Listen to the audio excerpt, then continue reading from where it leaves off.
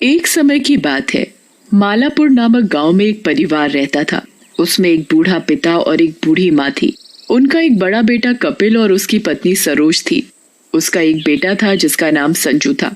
वो बहुत ही नालायक था। उनका एक छोटा बेटा दीपक और उसकी पत्नी सपना थी। उसके एक बेटा था जिसका नाम किशन था, जो बहुत ही समझदार और होशियार था, लेकिन उसे कोई भी प्यार नहीं करता था क्योंकि वो एक किन्नर था। उसके किन्नर होने की वजह से सब दीपक और सपना को भी उल्टा सीधा बोलते थे, जबकि सब लोग संजू को ही प्यार करते थे। किशन का एक दोस्त भी था जिसका नाम रवि था। वो किशन की प्रॉब्लम समझता था और हमेशा उसे समझाता रहता था कि तुम लोगों की बातों पर ध्यान मत दिया करो। लेकिन सभी लोग उससे नफरत करते थे क्योंकि वो लड़कियों की तरह रहता था। इसी वजह से सभी लोग उसका मजाक उड़ाते थे। वो अपने इस स्वभाव की वजह से बहुत परेशान रहता था। एक दिन की बात है। संजू किशन से कहता है, अरे ओए किशन, मेरे लिए खाना तो ला दे और मेरे कपड़े प्रेस कर दे, मेरा कमरा भी साफ कर देना। वैसे भी तुझे लड़कियों वाले काम करने में अच्छा लगता है। भैया आप ऐसे क्यों बोल रहे हो? मैं भी तो लड़का हूँ। पर काम तो तेरे सारे लड़कियों वाले हैं। चल जल्दी से मेरा काम कर और जा यहाँ से। किशन संजू का काम करके नहाने चला जाता है और नहाने के बाद उसका मन करता है कि वो सलवार सूट पहन ले और वो सलवार सूट पहनकर अच्छे से तैयार हो जाता है। तभी उसके दादा दादी किशन को आवाज लगाते हैं और कहते हैं, किशन, मेरा चश्मा तो लाना। अभी लाया दादाजी। ये क्या हाल बना रखा है? तू नहीं सुधरेगा, अभी तुझे लड़की बनवाता हूँ।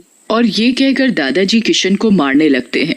दादाजी मुझे मत मारो, मैंने क्या किया है? आप मुझे क्यों मार रहे हो?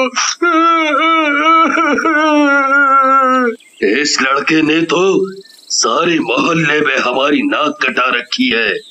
इसने तो हमें कहीं जाने लायक ही नहीं छोड़ा। सभी लोग यही कहते हैं। और तुम्हारी छोटी पोती किशन कैसी है? हाँ? दादाजी मैं क्या करूं? मेरा मन करता है लड़की के जैसे रहने का। तेरा मन करता है? तूने तो हमें कहीं मुंह दिखाने लायक नहीं छोड़ा है। तेरे माँ बाप ने तुझे ज्यादा ही सर चढ़ा रखा है। और जाकर लड़के वाले कपड़े पहन कर आ। किशन रोते हुए अपने कमरे में जाकर लड़के के कपड़े पहन लेता है और अपनी माँ के पास जाता है। और किशन अपनी माँ से कहता है, माँ, मैं किन्नर क्यों हूँ? मैं एक किन्नर हूँ, इसीलिए कोई भी मुझे प्यार नहीं करता। दादा दादी भी मुझे प्यार नहीं करते। सब संजू भाई को ही प्यार करते हैं, मुझे कोई भी प्यार नहीं करता। करते हैं ना, तेरे पापा और मैं तुझे बहुत प्यार करते हैं। तू तो मेरा प्यारा बेटा है। बेटा तू जैसा भी है बहुत अच्छा है। तू मेरा राजा बेटा है, राजा बेटा। माँ, स्कूल में सभी बच्चे मेरा मजाक उड़ाते हैं। सब मुझे चिढ़ाते हैं, कहते हैं, ओए लड़की इधर आ। कहने दे बेटा, तू उनकी बातों पर ध्यान मत दिया कर। माँ आप ही बताओ ना, मैं एक किन्नर हूँ तो इसमें मेरी क्या गलती?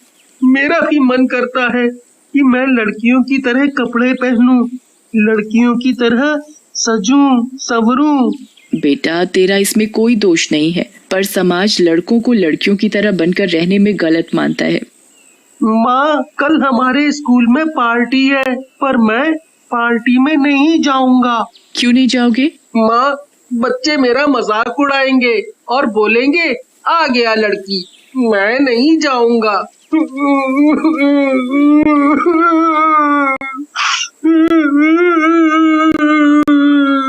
और किशन रोने लगता है। किशन बेटा दिल छोटा नहीं करते, तुम्हें जाना चाहिए और सबका सामना करना चाहिए। तुम किसी से कम नहीं हो, तुम भी उनके जैसे ही हो। और किशन माँ की बात सुनकर कहता है, माँ तुम कहती हो तो मैं चला जाऊंगा। और अगले दिन, अरे किशन क्या बात है, आज तो तू एकदम हीरोइन की तरह चमक रहा है। लेकिन किशन स्कूल के बच्चों की बातों पर ध्यान नहीं देता और वहाँ से चला जाता है। तभी किशन का दोस्त रवि मिलता है। वह उससे कहता है, कैसे हो किशन? ठीक हूँ, और तुम बताओ कैसे हो? मैं भी ठीक हूँ। ये सब तो पागल है, तुम इनकी बातों पर ध्यान मत दिया करो। जब इनको तुम्हारी जरूरत होती है तो ये सब तुम्हारे आगे पीछे घूमते हैं और बाद में तुम्हारा मजाक बनाते हैं। तुम भी अब इनकी कोई मदद मत करना। कोई भी तुमसे चैप्टर समझाने या मैथ के प्रश्न पूछे तो मना कर देना। रवि, ऐसा नहीं कहते। कोई बात नहीं, जाने दो। मैं इनकी बातों का बुरा नहीं मानता। पता नहीं भगवान ने मेरे साथ ऐसा क्यों किया, मुझे किन्नर क्यों बनाया। तभी किशन की क्लास के बच्चे आ जाते हैं और वो किशन को देखकर हंसने लगते हैं और कहते हैं,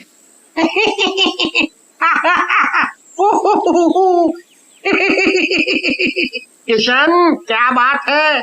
आज पार्टी में तुम सूट पहनकर नहीं आए और लिपस्टिक भी नहीं लगाई हैं?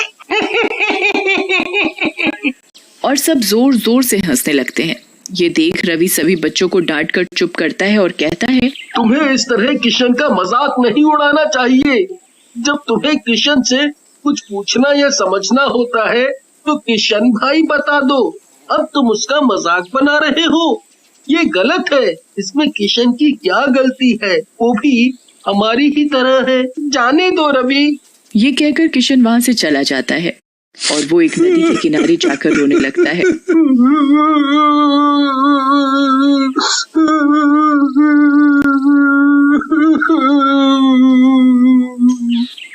मेरा जीने का कोई मतलब नहीं।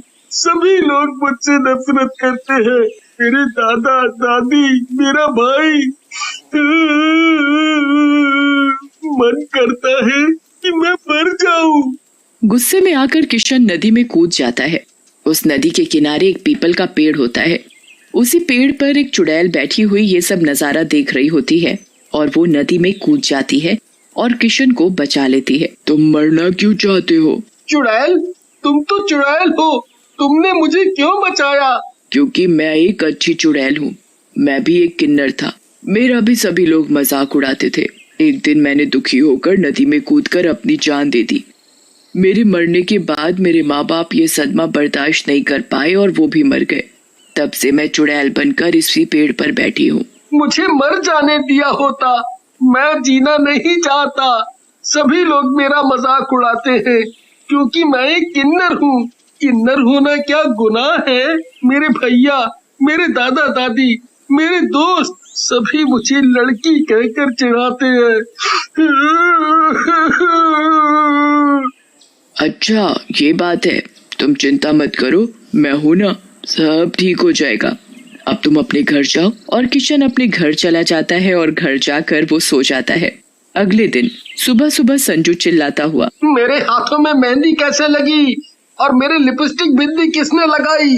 अरे संजू बेटा, ये तुमने अपना क्या हुलिया बना रखा है? पता नहीं दादाजी, ये सब कैसे हो गया? जाओ जाकर अपना मुंह धोकर आओ। और संजू बाथरूम में अपना मुंह धोने चला जाता है। जब वो अपना मुंह धो रहा होता है तो पानी की जगह खून आने लगता है। लाइट अपने आप जलने बुझने लगती है। तभी आईने में उसे चुड़ैल नजर आती है और कहती है, आज मैं तुझे अच्छे से सजाऊंगी। तभी तुझे पता चलेगा कि किसी की भावनाओं के साथ खिलवाड़ नहीं करना चाहिए।